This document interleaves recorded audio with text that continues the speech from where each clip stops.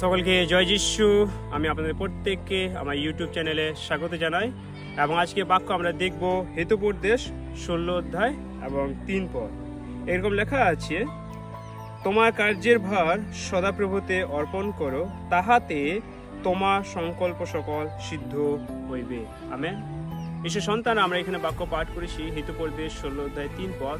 সেখানে আমাদের ঈশ্বর বলছে যে আমাদের যে সমস্ত কার্য রয়েছে বা যে সমস্ত আমরা কাজ করি, যদি আমরা ঈশ্বরের কাছে সমর্পণ করি তাহলে সেই সমস্ত কাজ আমাদের সফল হবে।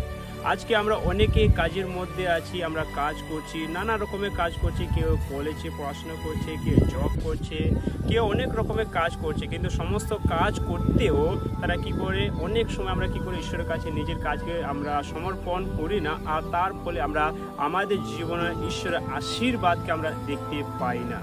ঈশ্বর সন্তানরা, আমি আপনাদেরকে বলতে চাই এবং উৎসাহ দিতে চাই যেন আপনারা যে সমস্ত কাজ করছেন সেই সমস্ত কাজ যেন ঈশ্বরের কাছে আপনারা সমর্পণ করুন।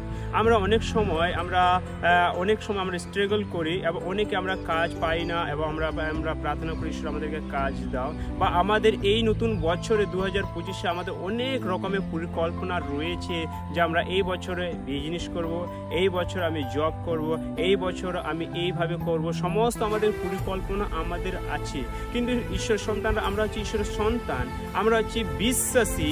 আমরা জগতে যেভাবে মানুষরা জীবনযাপন করে সেইভাবে কিন্তু আমরা জীবনযাপন করি না, আমরা তাদের থেকে আলাদা, কারণ ঈশ্বর আমাদেরকে মনোনীত করেছে। সেই জন্য ঈশ্বর সন্তানরা, আপনি যে ফিল্ডে আছেন বা যে পরিকল্পনা আপনি করেছেন সেই পরিকল্পনাকে আপনি প্রার্থনার মাধ্যমে ঈশ্বরের কাছে নিয়ে আসুন। আপনি যদি বিজনেস করতে চান, আপনি যদি জব করতে বা যে কোনো কাজ হোক না কেন, আপনি প্রথমে কি করবেন, সেটা নিয়ে প্রার্থনা করবেন, প্রার্থনা করে ঈশ্বরের কাছে সমর্পণ করবেন এবং বিশ্বাস করুন তার বাক্য যে ঈশ্বর বলেছে যে আমাদের কার্য যদি আমরা সমর্পণ করি তাহলে সেই ঈশ্বর আমাদের কার্য কি করবে, সফল করবে। কারণ ঈশ্বর বলেছে যে তোমাদের জন্য যে সংকল্প করিয়াছি সেটা মঙ্গলের জন্য, অমঙ্গলের জন্য নয়। সেই জন্য আমাদের জীবনে যে সমস্ত কাজ রয়েছে প্রার্থনা সহকারে যদি আমরা করি তাহলে সেই সমস্ত কাজকে সফল পাবো এবং ঈশ্বর আশীর্বাদ আমরা পাবো, আর সেই কাজ ঈশ্বর আশীর্বাদ করবে।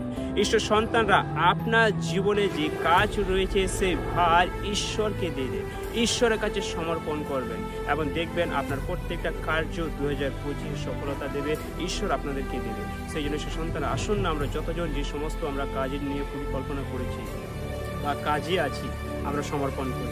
আমরা যদি দেখি যোসেফের জীবনে যদি আমরা দেখি, সেই যোসেফ আমরা দেখি যে তার জীবনে যা কিছু হয়েছিল একটা ঈশ্বর তার পরিকল্পনা ছিল, এবং আমরা দেখি যে যোসেফের উপরে ঈশ্বরের হস্ত ছিল, ঈশ্বরের আশীর্বাদ ছিল, এবং যেটাই সে কাজ করত সেই কাজে তিনি সফলতা পেত, সেই কাজে তার আশীর্বাদ পেত, আর যারা ছিল তারা দেখতে পেয়েছে। আর আমরা যোসেফের জীবনে দেখি যে ঈশ্বর কতটা আশীর্বাদ করেছে। ঈশ্বর সন্তান, ঈশ্বর আমাদেরকে সেইভাবে আশীর্বাদ করতে চায় যদি আপনারা নিজের কাজকে ঈশ্বরের কাছে সমর্পণ করেন, যদি ঈশ্বরের হস্ত বা ঈশ্বরের আশীর্বাদ যদি আমাদের জীবনে থাকে।